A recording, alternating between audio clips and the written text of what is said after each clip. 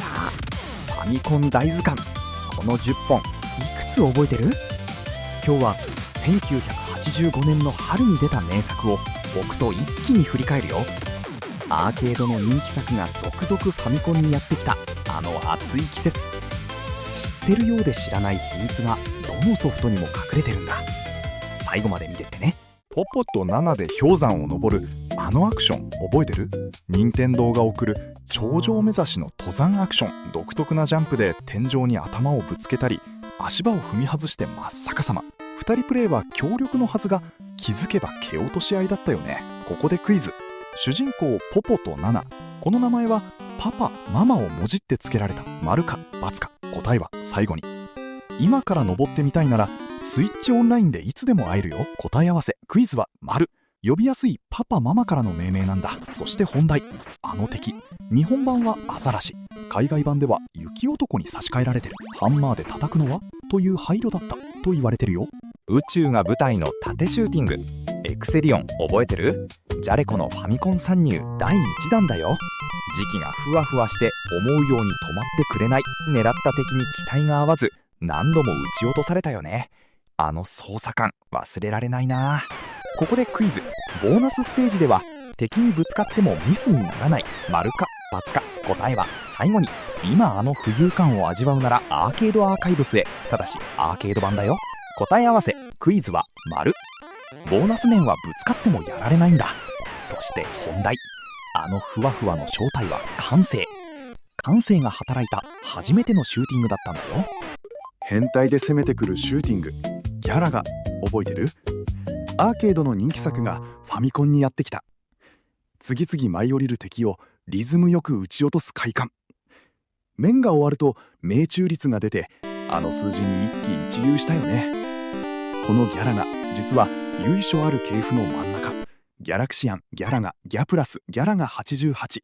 公式がギャラガリーグと呼ぶ4作の中心なんだ。今また遊ぶならスイッチのナムコットコレクションでファミコン版に会えるよ。さて煽りの答え。わざとやられに行くのはボスのビームにあえて捕まるため。奪われた木を救い出すと2機が合体、弾が2倍。デュアルファイターだ。海を飛ぶ攻撃ヘリのゲーム、バンゲリングベイ覚えてる？ハドソンの変わった一本だよ。最初は何するゲームって戸惑ったよね。広い海を飛び回って敵の工場を爆撃する。わかるとこれが癖になるんだ。ここでクイズ。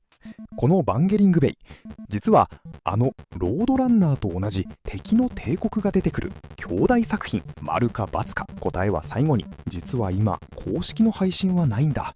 でも実機や互換機があれば今もあの海に飛び立てるよ。答え合わせ。クイズは丸。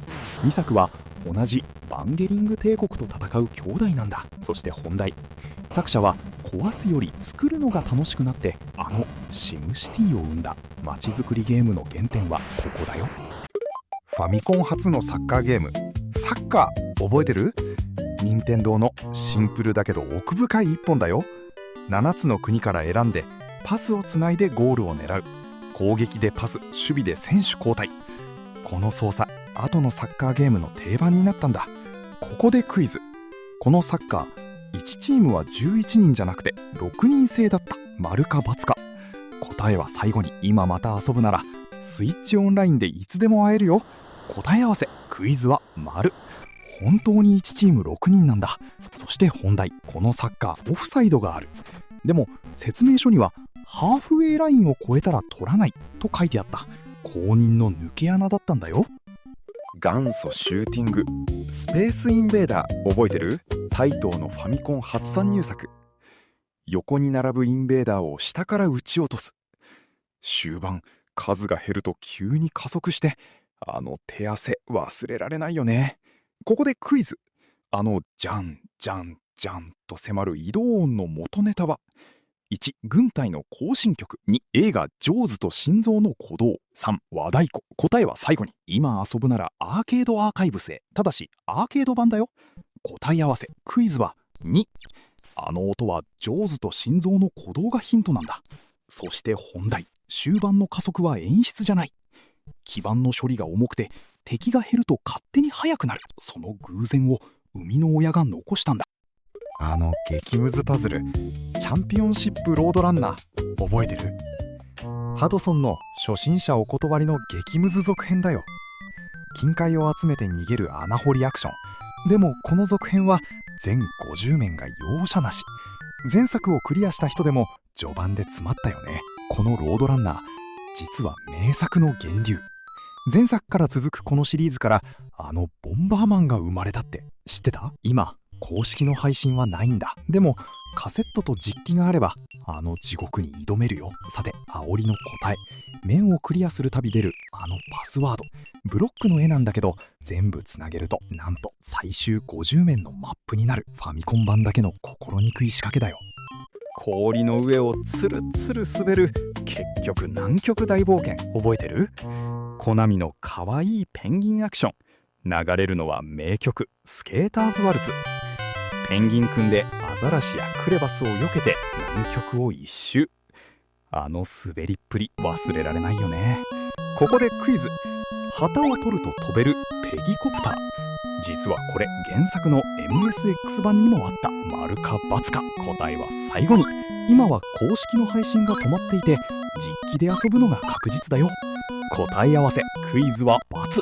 ペギコプターはファミコン版の新要素。そして本題。このペンギンくん、後にコナミの看板キャラに大出世。パロデュースにペンタとして登場。ペンタロウはその息子だよ。1対1の対マン格闘 ER カンフー覚えてる？コナミの対戦格闘ゲームの源流だよ。次々現れる敵とパンチとキックで一騎打ち。まるでカンフー映画。でも結局飛び蹴り連発でゴリ押し。あるあるだよね。ここでクイズ。主人公が乗り込む悪の組織の名前は？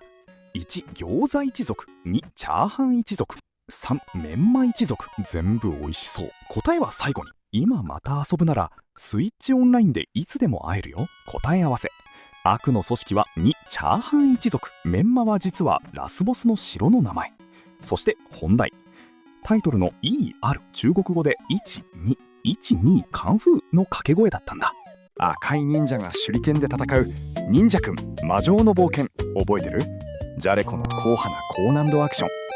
段差を上り下りして迫る敵を手裏剣でやっつける。でも油断すると追っ手に一瞬でやられたあの理不尽覚えてるよね。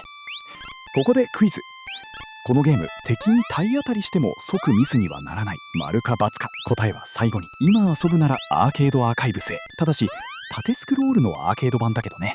答え合わせ。クイズは丸体当たりで敵を気絶させ手裏剣でとどめ。斬新な仕組みなんだ。そして本題。この忍者くん実はあの忍者ジャジャマルくんのお兄さん。ジャジャマルは弟という設定なんだ。次の一本も一緒に。1985年の名作10本楽しかった？よかったら高評価とチャンネル登録よろしくね。次もファミコンの旅を一緒に。